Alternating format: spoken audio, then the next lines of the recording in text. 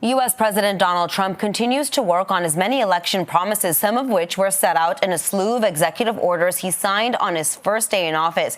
CTV's Camille Karamali has more on this story.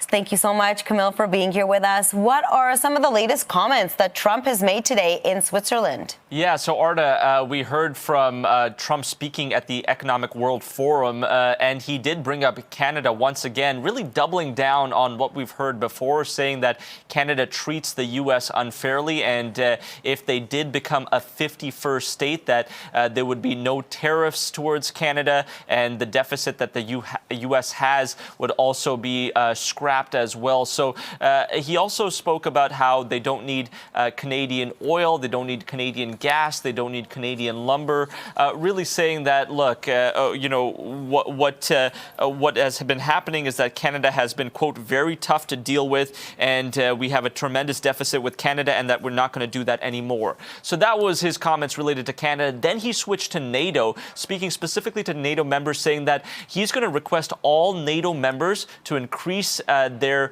military spending to up to 5% of their GDP. And just to give you a sense of how much that would be, especially for Canada, right now Canada only spends about 1.37% of its GDP on defense, falling well short of the 2% mark currently set out by NATO. And right now, the economists estimate that Canada would have to spend about $17 billion to meet that 2% mark on its military spending compared to its GDP. So you can only imagine how much 5% would entail in terms of the cost that they would incur. Have a listen to Trump's words related to NATO defense spending.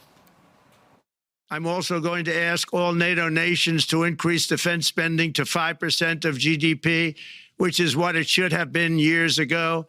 It was only at 2%, and most nations didn't pay until I came along. I insisted that they pay, and they did, because the United States was really paying the difference at that time, and it was unfair to the United States.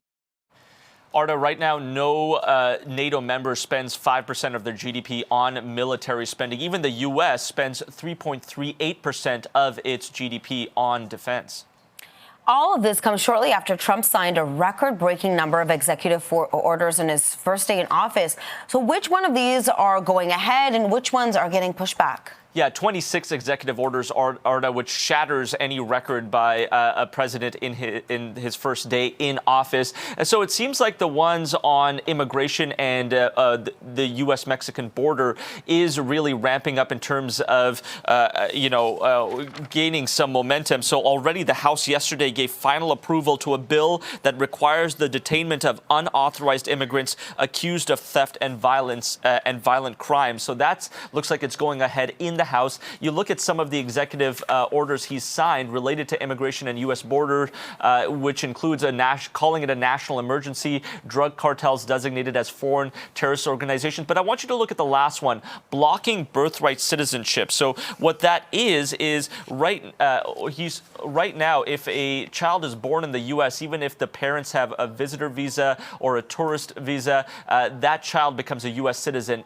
He wanted to stop that, but right now we've heard from a judge who has blocked this executive order. So already getting pushback, and we've also heard that this birthright citizenship executive order is getting challenged in court by 22 states. Another one that's getting pushed back quite a bit, Arda, is one related to gender policy. So we know that one of the executive orders was saying that in the U.S. you can only be determined as a male or a female. You can see at the top bullet point there.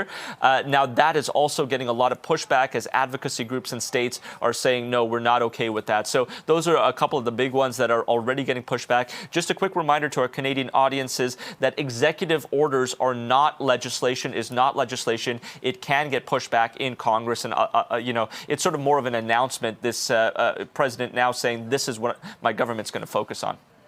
Camille, thank you so much for bringing welcome. this to us. Lots to unpack here. Thank you for this.